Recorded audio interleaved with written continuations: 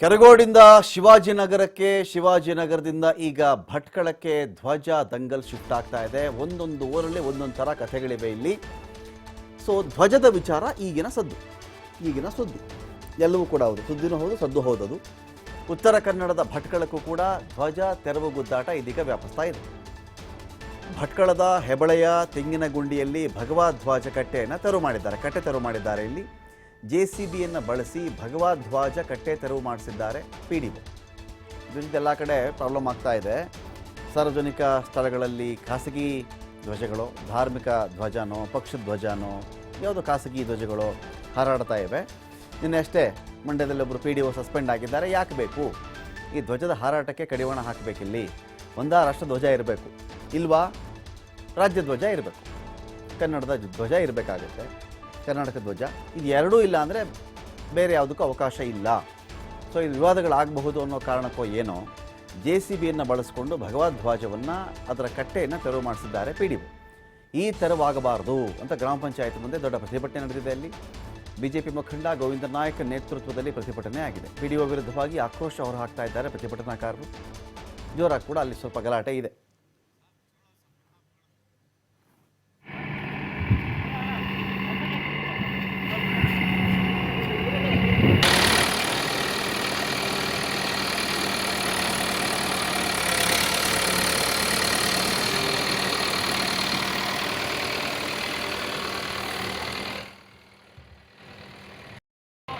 ಡೀಟೇಲ್ಸ್ಗಳಿಗೆ ಇದೀಗ ಕಾರ್ತಿಕ್ ಇದ್ದಾರೆ. ಕಾರ್ತಿಕ್, ಎಲ್ಲಿಗೆ ಬಂದು ತಲುಪ್ತಾ ಇದೆ ಧ್ವಜ ದಂಗಲ್ ವಿಚಾರ ಅಂತ?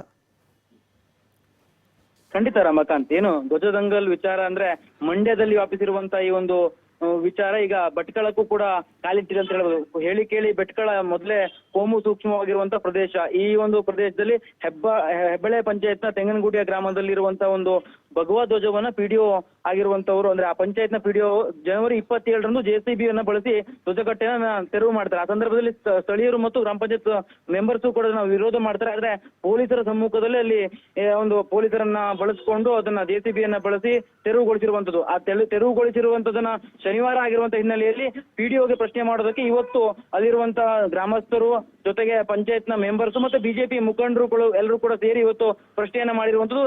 ಏಕವಚನದಲ್ಲಿಯೂ ಕೂಡ ಅಲ್ಲಿ PDOಗೆ ತರಾಟೆಗೆ ತೆಗೆದುಕೊಂಡಿರುವಂತದ್ದು. ಯಾಕಂತಂದ್ರೆ ಕಳೆದ 15 ವರ್ಷಗಳಿಂದಲೂ ಕೂಡ ಅಲ್ಲಿ ಧ್ವಜಸ್ತಂಭ ಇತ್ತು, ಅಲ್ಲಿ ಯಾರೂ ಕೂಡ ಅದನ್ನ ಪ್ರಶ್ನೆ ಮಾಡಿರಲಿಲ್ಲ. ಈಗ ನೀವು ಏಕಾಏಕಿ ಇಲ್ಲಿ ತೆರವುಗೊಳಿಸಿದ್ರಿ. ಜೊತೆಗೆ ಅಲ್ಲಿ ವೀರ ಸಾವರ್ಕರ್ ನಾಮಫಲಕವನ್ನು ಕೂಡ ತೆರವುಗೊಳಿಸಿದ್ರಿ. ಯಾಕಂದ್ರೆ ವೀರ ಸಾವರ್ಕರ್ ನಾಮಫಲಕವನ್ನ ಅಳವಡಿಸೋದಕ್ಕೆ ಪಂಚಾಯತ್ ಅಲ್ಲಿ ನಾವು ಟರಾವನ್ನು ಕೂಡ ಪಾಸ್ ಮಾಡಿದ್ವಿ. ಆ ಒಂದು ಟರಾವ್ ಪಾಸ್ ಮಾಡುವಂತ ಸಂದರ್ಭದಲ್ಲಿ 30 ಜನ ಸದಸ್ಯರಿರುವಂತ ಪಂಚಾಯತ್ ಅಲ್ಲಿ 28 ಜನ ಸದಸ್ಯರು ಕೂಡ ಅಲ್ಲಿ ಇದ್ದು ಅನ್ನುವಂತ ಒಂದು ಮಾತನ್ನ ಹೇಳಿ PDOಗೆ ತರಾಟೆಯನ್ನ ತೆಗೆದುಕೊಂಡಿರುವಂತದ್ದು. ಜೊತೆಗೆ ಈಗ ಸದ್ಯಕ್ಕೆ ಅಲ್ಲಿ ಅದೇ ಒಂದು ಸ್ಥಳದಲ್ಲಿ ಈಗ ಮರುಸ್ಥಾಪನೆ ಮಾಡುವಂತ ಒಂದು ನಿಟ್ಟಿನಲ್ಲೂ ಕೂಡ ಈಗ ಅಲ್ಲಿರುವಂತ ಕಾರ್ಯಕರ್ತರು ಮತ್ತು ಸದಸ್ಯರು ಅಂದ್ರೆ ಮುಂದಾಗಿದ್ದಾರೆ. ಗೋವಿಂದ್ ನಾಯ್ಕ ಅವರ ನೇತೃತ್ವದಲ್ಲಿ ಆ ಯಾವ ಸ್ಥಳದಲ್ಲಿ ಧ್ವಜಸ್ತಂಭವನ್ನ ತೆರವುಗೊಳಿಸಿದ್ರು ಅದೇ ಒಂದು ಸ್ಥಳದಲ್ಲಿ ಈಗ ಮರು ನಿರ್ಮಾಣ ಕಾರ್ಯವೂ ಕೂಡ ಪ್ರಗತಿಯಲ್ಲಿದೆ.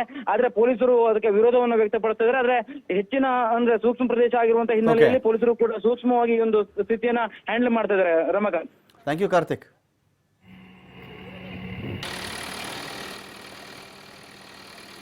ಇದ್ರ ಬಗ್ಗೆ ಮಾತಾಡಲಿಕ್ಕೆ ನಮ್ಮೊಂದಿಗೆ ಗೋವಿಂದ ನಾಯಕ್ ಅವರಿದ್ದಾರೆ, ಸ್ಥಳೀಯ ಮುಖಂಡರು. ಮಾತಾಡಿಸ್ತೀನಿ ಅವ್ರನ್ನ. ಗೋವಿಂದ ನಾಯಕ್ ಅವರೇ, ನಮಸ್ಕಾರ. ಹೇಳಿ ಸರ್. ಏನಂತ ಇದು ಮೊದ್ಲಿಂದ ಹಾರಾಡ್ತಾ ಇತ್ತಾ ಇಲ್ಲಿ ಧ್ವಜ?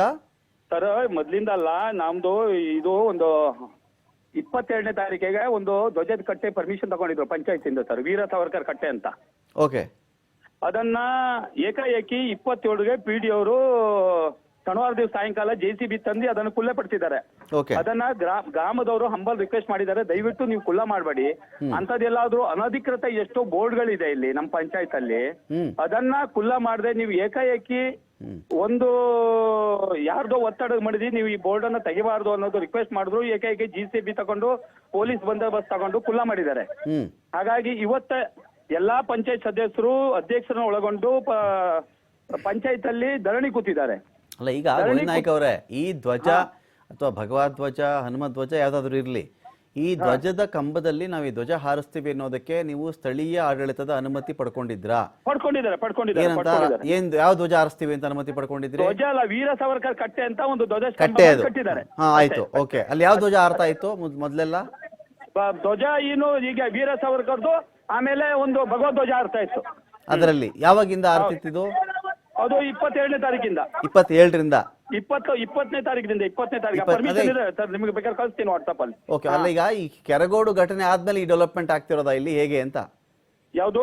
ಮಂಡ್ಯದಲ್ಲಿ ಕೆರಗೋಡು ಘಟನೆ ಆಯ್ತಲ್ಲ, ಹೌದೌದೌದು, ಸೇಮ್ ಸರ್, ಅಲ್ಲೇನೋ ರಾಷ್ಟ್ರಧ್ವಜ ಹಾರಿಸ್ತೀವಿ, ರಾಜ್ಯಧ್ವಜ ಹಾರಿಸ್ತೀವಿ ಅಂತ ಅನುಮತಿ ತಗೊಂಡು ಭಗವಧ್ವಜ ಹಾಕ್ಬಿಟ್ಟಿದ್ರು ಅಂತ ಆರೋಪ. ಇಲ್ಲ ಅಂತದೇನಿಲ್ಲ ಸರ್. ಇಲ್ಲಿ ನೀವು ಭಗವಧ್ವಜ ಹಾರಿಸ್ತೀವಿ ಅಂತಾನೆ ಪರ್ಮಿಷನ್ ತಗೊಂಡಿದ್ರಾ? ಹೌದು, ಕಟ್ಟೆ ವೀರ ಸಾವರ್ಕರ್ ಕಟ್ಟೆ ಧ್ವಜ ತೆಗ್ದಿದ್ದೇವೆ ನಾವು, ಯಾವ ಧ್ವಜನೂ ಇಡ್ಲಿಲ್ಲ ಅಲ್ಲಿ. ಅಲ್ಲಿ ಧ್ವಜ ಇರ್ಲಿಲ್ವಾ ಯಾವ್ದು ಈಗ ಅಲ್ಲಿ? ಇಲ್ಲ ಯಾವ ಧ್ವಜನೂ ಇಲ್ಲ. ಈ ಕಟ್ಟೆ ಮಾತ್ರ ತೆರವು ಮಾಡಿರೋದ ಅಲ್ಲಿ? ಹೌದು. ಅದ್ಯಾವ್ದು ಆ ಕಂಬದಲ್ಲಿ ಏನೋ ಒಂದು ಚಿತ್ರ ಇದೆಯಲ್ಲ, ಒಂದು ಧ್ವಜ ಇದೆಯಲ್ಲ, ಕೇಸರಿ ಧ್ವಜ, ಅದ್ಯಾವ್ದು?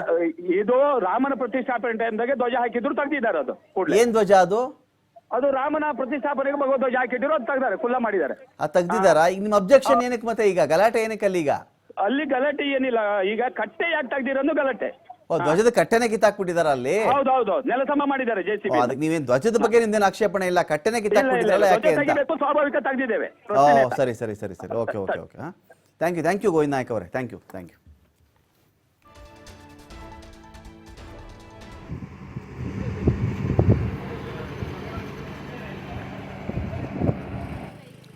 ಈಗ ಇವರು ಧ್ವಜದ ಕಟ್ಟೆನೇ ಕಿತ್ತಾಕ್ಬಿಟ್ರಿಲ್ಲಿ ಅಂತ. ಧ್ವಜದ ಬಗ್ಗೆ ನಮ್ದೇನು ಆಕ್ಷೇಪಣೆ ಇಲ್ಲ ಸ್ವಾಮಿ, ನಾವೆಲ್ಲ ಸಾವರ್ಕರ್ ಕಟ್ಟೆ ಅಂತ ಏನೋ ಒಂದು ಮಾಡ್ಕೊಂಡಿದ್ವಿ. ಈ ಕಟ್ಟೆಯಲ್ಲಿ ಈಗ ಏನಾಗಿದೆ, ಈ ಕಟ್ಟೆನ ಇವ್ರು ಕಿತ್ತಾಕ್ಬಿಟ್ಟಿದ್ದಾರೆ ಅಂಥೇಳಿ ಅಬ್ಜೆಕ್ಷನ್ ಆಯಿತು. JCB ಏನೋ ತರಿಸಿ ಕಟ್ಟೆ ಹೊಡೆದು ಹಾಕಿದ್ರು ಅಂತ.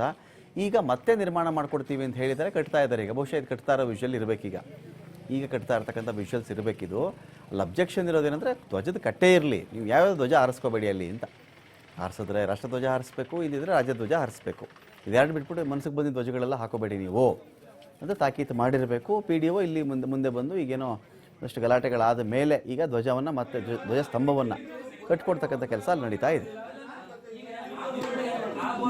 ಅಧಿಕೃತವಾಗಿ ಪಂಚಾಯತಿಯಿಂದ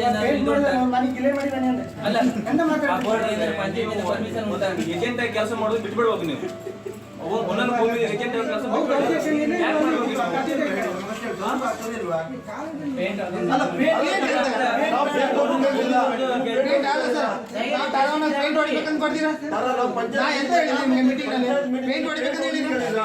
ಮೀಟಿಂಗ್ ಪೇಂಟ್ ಹೊಡಿಬೇಕ ನೀನು ಸರ್.